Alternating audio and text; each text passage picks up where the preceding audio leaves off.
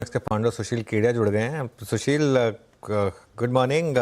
और खैर आपसे तो हम अगले मंगलवार भी बात करेंगे, तो आपको तो न्यू ईयर हम तभी विश करेंगे। पहले ये बताइए कि आज मार्केट में जिस तरीके की रिकवरी आज और कल जो रिकवरी हुई थी, क्या कुछ पॉजिटिव लिए जाएं यहाँ पर, या ये सिर्फ क्योंकि हॉलीडे पीरियड चल रहा है तो एफआई के वॉल्यूम कम है, उसकी वजह से थोड़ा सा रिलीफ रैली प्ले आउट हो रही है? अनुज, अपनी जो पहले पिछली बार जब बातें हुई थी कि हम 23,700 तक जा सकते हैं, तो सुनने में हास्यास्पद लग रही थी और बाजार बार बार मजाक करता है हमारे साथ, और हमारे को इस मजाक के साथ ही आगे बढ़ना पड़ेगा। तो हम 23,700 के 23,500 तक आ लिए। अब यहां से बाजार में दुनिया भर के स्टॉक्स हैं जो बड़ा बॉटम बना रहे हैं, और साथ में जो कंफ्यूजन क्रिएट हो रहा है कि हॉलीडे सीजन है और उसमें हम सावधान रहें, तो वो बात भी लागू होती है। मतलब महीने भर के व्यू में अभी से लेके मैं बोलता हूं बजट की तेजी अभी खेलना शुरू कर दो। बजट की तेजी यहां से शुरू हो रही है। अमेरिका में इवेंट था इलेक्शन का, इसलिए अमेरिका का बाजार बहुत लेट से जाके टॉप आउट हुआ। हम 2.5 महीने पहले हो गए।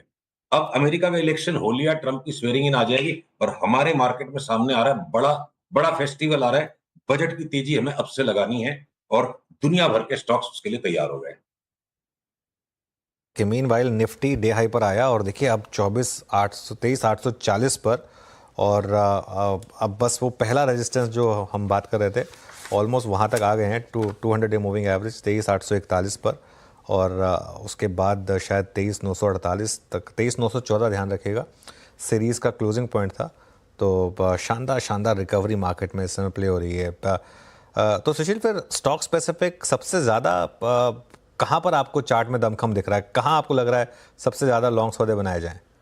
ठीक है, मैं बहुत सारे सेक्टर्स पे बात करूंगा, पर मैं एक चीज इसका उल्टा आंसर दे दूं कि एक ही सेक्टर है जिसको हम शॉर्ट करने में इंटरेस्टेड है, जिसको हम बेच के पैसे कमाने में इंटरेस्टेड है, वो है आईटी के स्टॉक्स। उसको छोड़ के हर सेक्टर में अच्छी खासी संख्या में स्टॉक्स हैं जहां तेजी करके पैसे बनेंगे। कुछ सेक्टर्स में ज्यादा है वैसे स्टॉक्स। अगर मैं बोलूं अक्रॉस द बोर्ड अगर बाइंग करनी है कि दिमाग ही नहीं लगाना, सोचना नहीं है, लेते चले जाओ। तो एक देखिए, बजट की जो अनिश्चितता बनेगी, दूसरी तरफ ग्लोबल मार्केट्स के अंदर में मुझे लगता है रिटर्न ऑफ फियर ट्रेड आएगा। तो एफएमसीजी की जो चार्ट्स हैं वो इस तरीके से पॉइज्ड हैं कि आप एफएमसीजी का कोई भी स्टॉक ले लो, रॉन्ग नहीं हो सकते। पूरा का पूरा सेक्टर फटने के लिए तैयार है, जैसे आईटी का पूरा सेक्टर तैयार है। एफएमसीजी नो ब्रेनर है। अब उसके बाद हर एक सेक्टर में अलग अलग रोटेशंस हैं। अपनी पिछली बार बात हुई, जब जब हमें बाजार में तेजी का सौदा करने के 4-5 दिन दिखेंगे, 4-5 दिन के लिए तेजी का सौदा करना है, तो बैंक्स में अगर काम करना है, हम छोटे वाले बैंकों को पकड़ेंगे। Top choice RBL, second best AU bank, IndusInd bank. Large banks में जो बहुत ज्यादा कूट दिया गया है, उसको भी अब हम लॉन्ग बायस में खेलेंगे। तो जब जब हमें बाजार में शॉर्ट बायस का काम करना होगा, 3-4-5 दिन का करेक्शन है, तो हम एचडीएफसी, आईसीआईसीआई, एसबीआई को बेचेंगे। लार्ज बैंक्स को शॉर्ट करके पैसे कमाने हैं, छोटे बैंक्स को लेके पैसे कमाने हैं, और बड़ी तेजी बनेगी उनमें। ठीक है। तो ये हो गया बैंकिंग सेक्टर का। फाइनेंशियल स्पेस के अंदर बजाज ट्विंस में एक बार 20% का रिबाउंड मेरे को दिखता है, बजाज फाइनेंस और बजाज फिंसर में। रिबाउंड ही वर्ड मैंने यूज किया, लॉन्ग टर्म ट्रेंड बहुत खराब है इसका। इस रिबाउंड में ट्रेडर्स ट्रेडिंग करके ऊपर पैसे कमा ले, इन्वेस्टर्स को ऊपर के रिबाउंड में बेचने के लिए कहेंगे। अगर फाइनेंशियल्स की स्पेस में मैं फोकस करना चाहूं, एसबीआई लाइफ और एचडीएफसी लाइफ, ये दो चार्ट्स मुझे ऐसी लगती है कि 50-50% भी बढ़ जाए तो मुझे कोई अतिशयोक्ति नहीं दिखती। बाकी की फाइनेंशियल स्पेस के अंदर माहौल टेपिड है, थोड़ा सा अवॉइड करना चाहिए। स्टॉक मार्केट रिलेटेड स्टॉक्स में खाली एंजल ब्रोकिंग हमें पसंद है, जिसमें एक बार अगला टारगेट हमारा 4200। अब बचा क्या? मेटल्स के स्टॉक सारे कंफ्यूज हैं, चारों तरफ घूम रहे हैं। टेलीकॉम के अंदर हम सारे के सारे स्टॉक्स में इंटरेस्टेड है। Vodafone Idea, Bharti, Indus Indus Towers, सबकी चार्ट बढ़िया है। और अगर मैं ऑयल एंड गैस स्पेस में जाऊं, ओएनजीसी और रिलायंस में भी टेलीकॉम है, तो रिलायंस नया हाई, ओएनजीसी नया हाई। तो इतने सारे स्टॉक्स मिल गए, बचता है क्या? ऑटो। तो बजाज ऑटो टू व्हीलर्स के अंदर एक 20-25% की रीबाउंड दिखती है। लॉन्ग टर्म ट्रेंड बहुत खराब है, तो 20-25% का रीबाउंड निफ्टी की सिंपैथी में आ जाएगा। और टाटा मोटर्स, जिसपे हम लास्ट 1 महीने में चाहे कितना ही भाव गिरते गया, मतलब शॉर्ट नहीं करना है। चाहे 50 रुपया नीचे गया, लास्ट की मंदी नहीं खानी है। तो मेरे को टाटा मोटर्स अगला पड़ा 1,000 रुपया, और जब 1,000 क्रॉस हो जाएगा हम 1250 की तेजी खेलेंगे। और इसका ट्रिगर कब आएगा? अगले 1-2 दिन में, जब भी टाटा मोटर्स 745 के ऊपर बंद हुआ और हम बिल्कुल कस के टाटा मोटर्स पे चढ़ाई कर देंगे। सुशील जी, वीरेंद्र बोल रहा हूँ।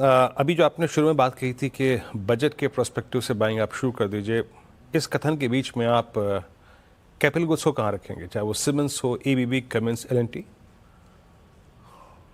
दम नहीं दिख रहा है। देखिए, बजट का पर्सपेक्टिव है तो कॉमन सेंस नो ब्रेनर है कि वही ले लो। है वो मतलब कॉमन सेंस से भी ज्यादा मैं ये कहूंगा कि वो बिल्कुल ही पब्लिक सेंस है। मतलब कि बिल्कुल मोस्ट पॉपुलर आइडिया ये है कि भाई बजट आ रहा है तो कैपिटल गुड्स ले लो। ऑलरेडी उनकी चार्ट सबकी बनी हुई है और मैक्सिमम वो ट्रेडिंग जोन में है, इसलिए एक बार हम उनको वॉच करेंगे। अभी वहां हम कोई भी ज्यादा होशियारी नहीं लगाएंगे उस स्पेस में। वॉलेटिलिटी भयंकर रहेगी वहां पे और ऑलरेडी वो सेक्टर कंप्लीटली एक अलग ही ऑर्बिट में पहले से जा चुका है। उसको मैं भी एडजस्ट होने देंगे और उसको अवॉइड करके दूर से देखेंगे। एक स्टॉक लेके जिसको आप और मैं ज़रूर बात करते हैं वो है जुबिलेंट फूड्स। अच्छा चला, आज भी डी हाई पर आके ट्रेड कर रहा है। ये जुबिलेंट फूड्स पे और जोमेटो पे, इन दोनों पे आपका व्यू क्या है इस वक्त? देखिए, जुबिलेंट फूड तो अब अपनी अक्सर ही बार बार बात हो जाती है, तो ये बाकी की एफएमसीजी स्पेस के हिसाब से ना इसने कोई करेक्शन में नीचे पार्टिसिपेशन नहीं किया। अगर पीसीआर ये चार्ट मेरे स्क्रीन पे दिखा सके तो हम 800 तक, अभी 697 है तो और 100 रुपए की जगह संभवतः इसमें बनती है। बजट तक क्या पता बन जाए।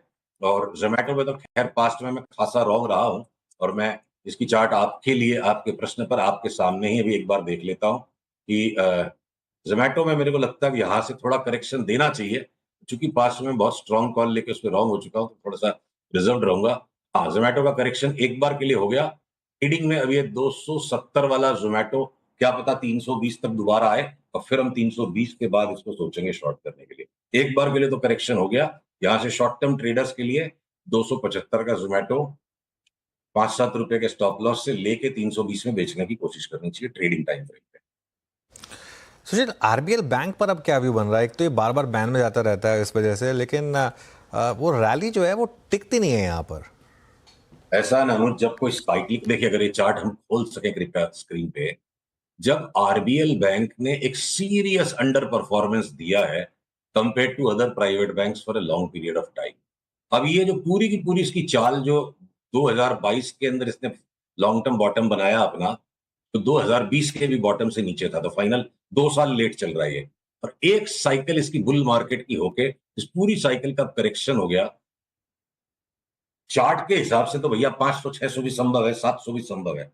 पर ये सवाल जरूर खड़ा होगा जिसका जवाब आज नहीं अवेलेबल है कि आखिर ऐसी क्या बातें डेवलप हो जाएगी इस बैंक में कि इतनी बड़ी मूवमेंट बन सकती है। उस सवाल का भी जवाब नहीं है। तो ठीक है, कल्पना को खुला रखिए, केंद्रित मत रखिए 600-700 तक। 600-700 की जगह दिमाग में रख के अलाउ करिए मुनाफे को बड़ा बनने के लिए, हड़बड़ाइए मत ट्रेडिंग में। मैं ये कह सकता हूं, अगर वो जस्टिफिकेशन आ गई तो ठीक है। और बार बार जो बैन में जाता है और ये हेजिटेशन आती है, तो एक साइक्लिकल मूव अब जब यहाँ आना है तो उसका पहला चरण जो होगा ना वो संदेहास्पद ही होगा। कन्विक्शन कब आएगा? जब ये वापस इस पुराने स्विंग हाई के ऊपर चला जाएगा। हाई कन्विक्शन के साथ चारों तरफ बिल्कुल पॉपुलर ओपिनियन 300 रुपए के ऊपर जाने के बाद बनेगा। 160 से लेके 300 तक तो डाउटफुल ही रहेगा मामला। तो ठीक है, हम उस डाउट के अंदर काम करेंगे और पैटर्न के साथ काम करेंगे। अच्छा, टाटा मोटर्स पर आपने व्यू दिया था कि 745 कहा था ना आपने, उसके ऊपर बाय करेंगे। टारगेट कहाँ तक के लग रहे हैं यहाँ पर? अगला पड़ाव अनुज 1000 रख के चलेंगे, क्योंकि ये टाटा मोटर्स है, मतलब काफी वॉलेटाइल हो जाता है। और 1000 क्रॉस हो गया तो फिर हम 1250 का टारगेट लेंगे। Tata okay, Motors 1000। एक ऑटो स्टॉक ऐसा है जिसकी साइकिल बाकी ऑटो स्टॉक से अलग है। देखिए क्या होता है ना, अब ये जस्टिफिकेशन है, मान लीजिए लॉजिक भले ही नहीं, हमारा व्यू है ब्रिटिश पाउंड 2025 के फर्स्ट क्वार्टर में बहुत ज्यादा स्ट्रांग हो जाएगा। और लास्ट 10 साल का तो डेटा हमने कंपेयर किया है, हो सकता है 20 साल में भी लागू होता है ब्रॉडली। जब जब ब्रिटिश पाउंड बहुत स्ट्रांग हो जाता है, टाटा मोटर्स की अदर इनकम एक्सप्लोड कर जाती है। भले अदर इनकम जो आती है रिजल्ट्स में, उसके कारण वैल्यूएशन, रीवैल्यूएशन या स्टॉक का सेंटीमेंट चेंज नहीं होना चाहिए, पर होता है और हर बार होता है। इसकी स्ट्राइक रेट 100 आउट ऑफ 100 है। तो अगर मैं टाटा मोटर्स की चार्ट को इंडिपेंडेंटली देख करके 750 वाला 1200 का पोटेंशियल नजर आता है और मैंने उसके जस्टिफिकेशन को ढूंढने के लिए सबसे पहले ब्रिटिश पाउंड की चार्ट को देखा, जो मेरे को लगता है बहुत स्ट्रांग हो जाएगा डॉलर के अगेंस्ट में, तो हो सकता है ये बेट वर्कआउट हो जाए और टाटा मोटर्स की चाल बाकी ऑटो स्टॉक से अलग है और ब्रिटिश पाउंड की मूवमेंट के साथ टाटा मोटर्स में मोटा पैसा बनता है बार बार। तो कम समझदारी की बात सही, पर अगर ट्रेंड हमारे हाथ में आएगा तो हम तो इसको काम करेंगे। सुशील जी बहुत बहुत शुक्रिया आज हमारे साथ जुड़ने के लिए। अगले मंगलवार फिर होगी आपसे बातचीत और फिर कुछ और स्टॉक्स पर करेंगे आपसे बात। चलिए अब बीरू